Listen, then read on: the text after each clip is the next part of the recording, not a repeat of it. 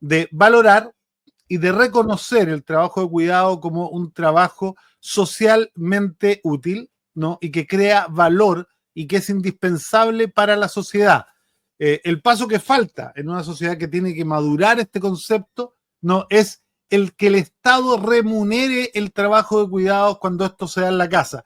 El sueño de la sociedad socialista era socializar los cuidados, ¿no? El sueño de la sociedad socialista era un sistema nacional de cuidado en donde efectivamente los cuidados no esclavizaran a nadie, sino que fueran asumidos por la sociedad en su conjunto a través de instituciones capaces de dar respuesta a esta necesidad en todo lugar y a toda hora. Y para eso falta una enormidad. Este gobierno ha avanzado en esa dirección y hoy día avanza también en el hecho de reconocer el trabajo de cuidado y el derecho a ser cuidado. Hoy día tenemos una realidad que es vergonzosa para un país que tiene recursos, ¿no? Los tienen los privados, pero es un país que tiene muchos recursos. Una cantidad enorme de abuelos y abuelas, de ancianos, ¿no? Envejecen solos, sin que nadie los cuide y quedan en el más completo abandono. Y no es justo a veces que dentro de la familia haya uno, dos o una persona, fundamentalmente y casi la mayoría de las veces mujer, que tenga casi que esclavizarse para cuidar a alguien que le dio la vida, que además los cuidó, pero que significa efectivamente un sacrificio enorme.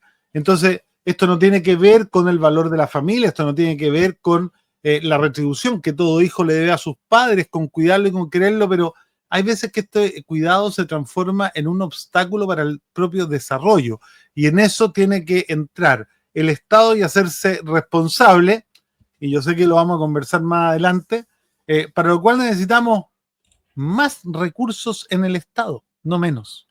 Más recursos. Necesitamos, vuelvo a decirlo, una reforma educacional porque los que tienen millones y que les sobra la plata pueden contratar 2, 3, 4, 6 enfermeras, ¿no? 24 horas, todos los días, pero la gente más vulnerable, los sectores populares, no tienen esa posibilidad y por lo tanto son doblemente vulnerados en sus derechos por esta realidad tan dura.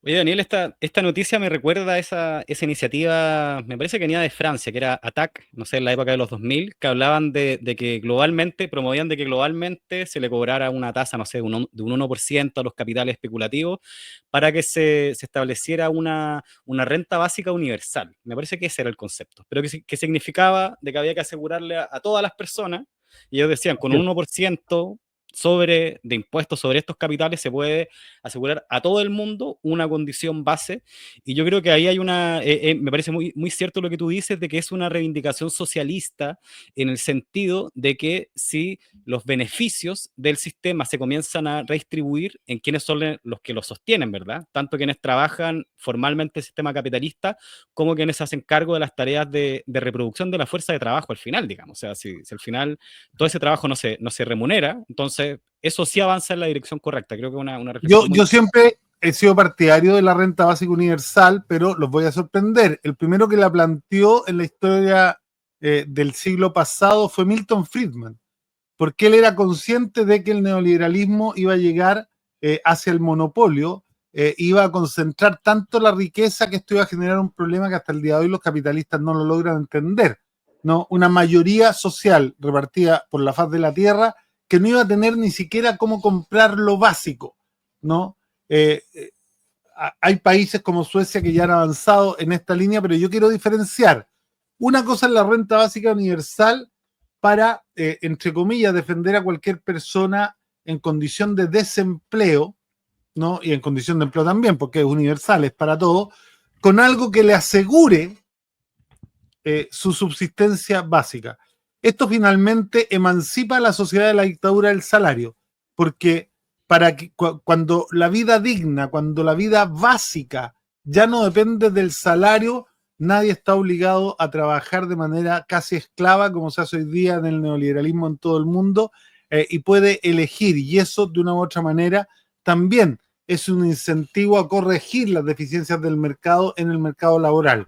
Pero una cosa es eso, renta básica universal. Otra es reconocer un trabajo que no está reconocido desde el inicio del capitalismo, que es el trabajo doméstico y el de cuidado, ¿no? Que estaría por sobre, ¿no?, esta renta básica universal. La renta básica universal tiene que ver con lo que tú planteaste, distribuir la riqueza que produce el mundo entre todos los habitantes del mundo, ¿no? Entendiendo el concepto de unidad material del mundo y entendiendo que la única manera de construir seguridad es que a nadie le falte lo básico.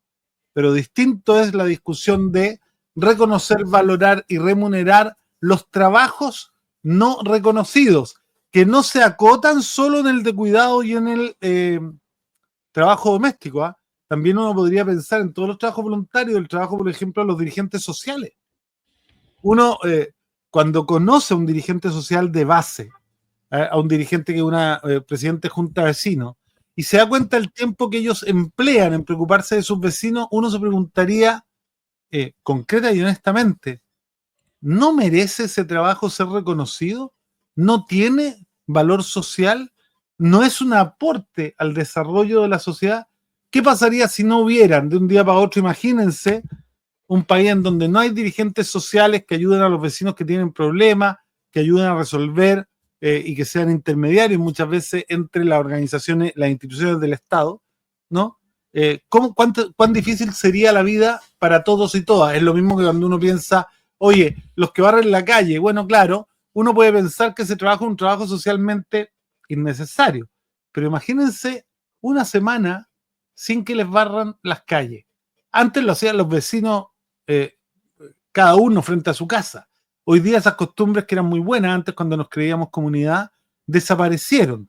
¿Ah? Y son trabajadores de los peores pagados de la sociedad porque nadie entiende el valor tremendo, ¿no?, de la limpieza y de la sanidad.